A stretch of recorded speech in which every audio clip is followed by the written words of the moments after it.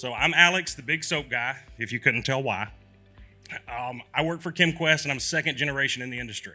I grew up scrubbing bugs with my dad at a car wash, worked for a distributor for almost 10 years building car washes all over the Southeast, and now I've worked with a chemical manufacturer that I used back when I had my own wash over 15 years ago. So what we're going to talk about today is not products and what you should put where, but just basic chemical maintenance. It's probably the most undervalued thing most operators experience, whether you're doing a self-serve, automatic, or express tunnel. So let's dive in. All right, the number one thing, whether you're doing a self-serve, an automatic, or an express, you've got to keep a consistent eye on your inventory. Your chemical is the heart and pulse of the car wash. If you don't know how much you're using on a consistent basis, you're gonna miss out on a lot of problems before they become a big hassle. Give you an example. I've got a low volume customer, does his inventory every week. Noticed his rain shield product was at 5 gallons. Next week he sends me the inventory, it's at 6 gallons, but he didn't add any.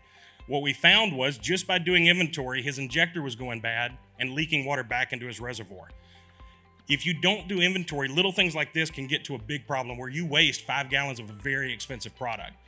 So inventory is just crucial for basic stuff. Not to mention, you can actually track your chemical usage and cost based on consistent inventory with your car counts. So you keep an idea. I try to do it every Monday. It's kind of a good day. You do it after the weekend, busy weekend. You give your vendor partner time to get you products ordered that you need, and you can have a good map of what you're using every week. Other things to go with inventory, don't overcomplicate it. I try to tell people, I'm a fat redneck. If I can figure it out, it's not that hard.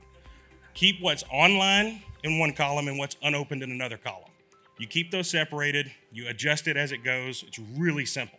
Most of your chemical partners would love to help you set up a weekly inventory schedule. So don't be afraid to reach out and ask questions. Back to my redneck roots here. Keep it simple. So daily checks. I'm sure by a raise of hand, how many people here do a daily check before they open the car wash? All right. Now, how many people are guilty of turning the car wash on and looking at your phone or talking to the employee before you actually walk through the tunnel? Happens all the time. You can miss simple things, guys, just by getting stuck in a lull. Whether it's your chemical applicators, a brush not spinning correctly, if you don't do your daily checks, you're going to miss out on a problem. Everybody here gets bearings, air cylinders, all that kind of maintenance schedule, but you forget you've got foam generators, check valves, foot valves, you've got pumps. The back room of a car wash is not a simple place. Understanding the whys of why everything's in the place it is, why you have a foot valve, why it's this style foot valve, why you have the pre-soak here at high pH and low pH in the middle. Those are the whys that's going to help you maintain a consistent offering to your customer. Everybody here should be able to comfortably talk with their chemical provider and ask, why do I use it this way? What is it doing for my customer? And why do we keep it going this way? When you understand the whys, when your employees ask you questions, you can answer comfortably. When your customers ask you questions, you can answer comfortably. Chemicals are not that hard. If a guy like me can understand it, it's pretty transparent. But if you don't know, you really look dumb. Let's be honest. So understand the whys. When you understand the whys, you can kind of transfer into what I call the fast food effect. Now, for those of you here that know me, I love relating everything back to food, as you can tell. So anybody that can understand this usually gets it pretty quick. Everybody here eat McDonald's at some point in their life? Do we all know what a quarter pounder with fries is going to taste like? So when I order a quarter pounder in Alabama, or I travel to California and order a quarter pounder, I know what I'm expecting, right? All these guys with multiple sites or single sites need to adopt that same principle. Your customer is coming in with an expectation. They need to know that I'm getting a quarter pounder here or I'm getting a Ultimate Supreme Wash here, and it's going to be the same if I go across town. How do you do that? Consistent product offering. Everybody loves to tinker. I don't think that's the best way to do it.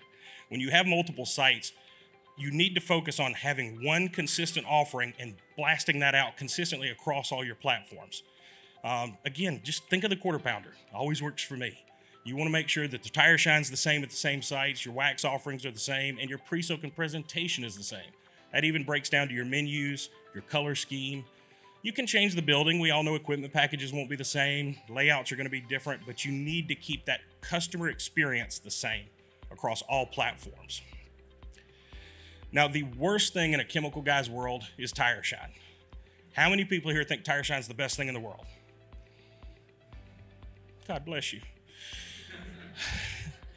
I hate tire shine. I really do. It is the most troublesome, cumbersome fight of my life. You're talking about every 20-inch rim and 16-inch tire with all these different variables, and you're trying to put out a shiny tire without making a mess at the same time. Tire shine needs more maintenance than almost any piece of equipment you have in your car wash. If you can understand and embrace this, you're going to take your biggest headache to one of your most comfortable positions. Everybody used to think tire shine was just throw it on, it'll be fine.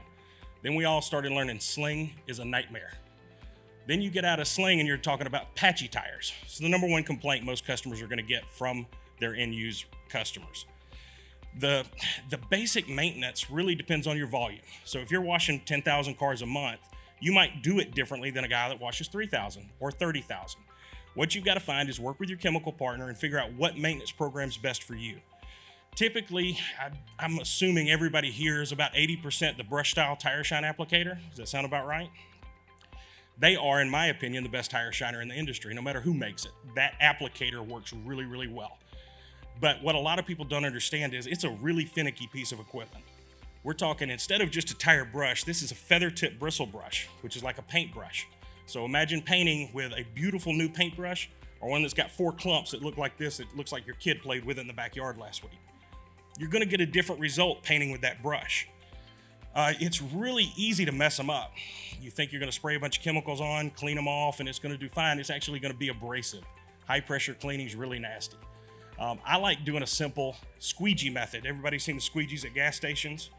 You turn your motor on every night, run that squeegee gently through the brush, and you're going to pull a lot of excess of dirt and crap out of that car wash brush.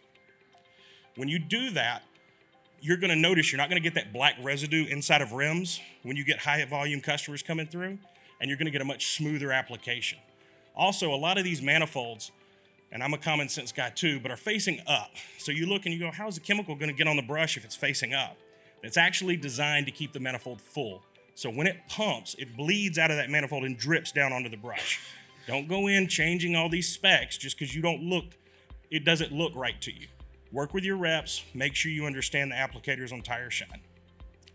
Same thing goes for troubleshooting. When you're troubleshooting, I can't tell you how many times I get a call. Hey guys, pre-soak ain't working. What do I do? Please walk into the back room and make sure there's pre-soak in the drum. It happens more than you think. But when you have a problem, you got to take troubleshooting simple. Start with the product, check the product. You got chemical in the container, you go to the foot valve. Is the foot valve holding prime? Then you go to the tip. Is the tip clogged? Is it not? And you progress that way. When you're troubleshooting, a lot of times, even guys like me can overlook simple stuff. Is the push lock fitting pushed all the way in?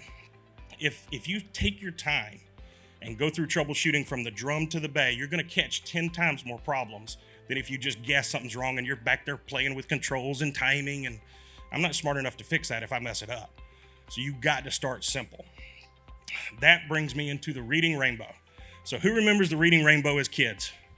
Okay. Today, we are in a time in technology where there is more information at the access of your fingertips than ever before in time. A lot of you operators have got wonderful vendor partners that have spent a massive amount of time and effort and money on getting you the resources you need at your fingertips. So before you get on a social media platform and ask, why is this doing this? Please read the manual, please. Go online, look some stuff up. If there's one thing I can stress as a vendor, educated questions will get you educated answers faster. So if you've got a chemical pumping system problem, there's a chance the manual tells you what to do. You call up a vendor or you get on a social media platform and ask a question, you're going to get a lot of keyboard warrior answers really fast. Do your due diligence and make educated questions. If you don't know, it's not a problem to ask. And if the guy that you're asking has an answer for everything, you might want to double check. The best answer I've ever heard is, I don't know, but I'm going to find out. That's what you've got to be willing to embrace and accept. So when you're going through this car wash maintenance and you're looking at how often do I change check valves, how often, if you don't know, don't be afraid to ask. Don't guess. So many times we're trying to prove ourselves and show the owners or the managers that we know what we're doing, it's gonna hurt you longer in the long run. So take your time, do your due diligence, and ask the right questions. From another chemical maintenance standpoint, so many times we go through and we're worried about the LED lights working and we're worried about the brushes spinning, but we don't make sure nozzles are in the right form. The arches look clean. My favorite thing to do is take my wife through a car wash. Because I'm gonna tell you ladies, y'all find stuff I'd never even dream of. We'll go through a car wash and I'm watching the pre-soak and I'm watching the triple foam. Oh, that nozzle didn't work. Honey, what'd you think of that wash? There's no hand cleaner at the vacuum station. First words out of her mouth, every time. Don't be afraid to look at all aspects of the car wash and not just get pigeonholed on, is this brush working right or is this applicator working right? You've got to do maintenance across the board. So it's not just pumping grease into bearings and it's not just changing cylinders when they go bad. Do we have any chemical questions? Yes. Yes, preferably, so you've got silicone and solvent-based products are heavy. They're naturally heavy, and they're gonna fall to the bottom of the brush as the brush sits. So when you turn the motor on, you're not gonna dig that squeegee into the brush, you're gonna mess up the bristles, but you're gonna go about medium pressure at the bottom and squeegee out. When you do that, it's not a bad thing to come back and rinse behind it, but don't get a high-pressure brush right down on it, because we're still talking about feather tips. So if you fray them out or anything, you're not gonna get that even brush stroke. But yeah, squeegees are really easy. Depending on volume, I'd like to say tire shine needs daily maintenance. It really does. Because the more you keep that clean, if you think about it, the tire shine's at the end of the tunnel. It's where the blowers are. It's where the final rinses are. But at night, when the guys are cleaning up, they're usually starting at the front and they're blowing and washing everything out the exit end. Solvent is very sticky. It's almost like glue. All the dirt, leaves, debris, and stuff is going to stick to it. If you don't clean it, that's what's getting on your customers' tires. But perfect question. Thank you. I also have a mic if anyone has another question. Raise your hand. I'll come to you. Thank you. For a guy who, first time, you did a great job. I appreciate it. Thank you very much. I mean, so natural. Thank you. So, another little tip, foam generators. 10 years ago, probably the most painful thing, especially if you got hands like mine. You're not going to be easy on a piece of PVC when you're trying to screw it off. Thank goodness with today's technology, we've got wonderful foam generator options that take 2 minutes to swap out. What a lot of guys fail to do is swap out appropriately. So I like having a 5-gallon bucket in the back room, depending on volume again and where you're at. Have a backup insert for every foam generator you have.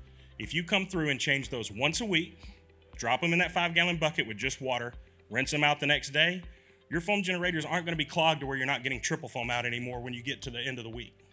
It's not expensive when you think of the grand scheme of things, but it's an easy thing to implement in daily checklist and weekly checklist to change those foam generators out. That's probably another number one cause of chemical failure that I see is the foam generators are clogged up. I've got a question. Sure.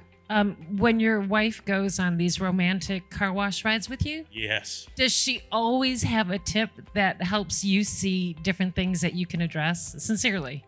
Honestly, I appreciate that question. I learn something from her every time we go to a car wash. I really do. And like I said, being second generation, you think you got it most figured out. I learn more from people that have the least amount of knowledge and info in a car wash because you see things through their eyes and their customer eyes that they're actually coming through. It goes to marketing and signage and everything. But we'll spend so many hours worried about the name of our car wash, right? What does the customer complain about? The $20 car wash. They don't complain about the ultimate supreme special duper car wash. It's a $20 car wash.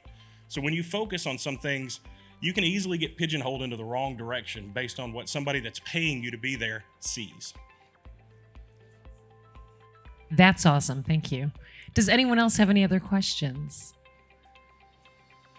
Where can we learn more and talk to you more, Alex? I'm at the ChemQuest booth here. Again, this is not a product pitch by any standpoint. Your chemical partners depend on you guys to wash cars. It's really that simple. Work with them as a partnership. Ask questions, have an open dialogue. The more you do that, the better your wash is going to be and the better your relationship is going to be with your vendor. We need you guys to be successful. So that's our main goal and focus. And if we can help you in any way, that's what we're here to do.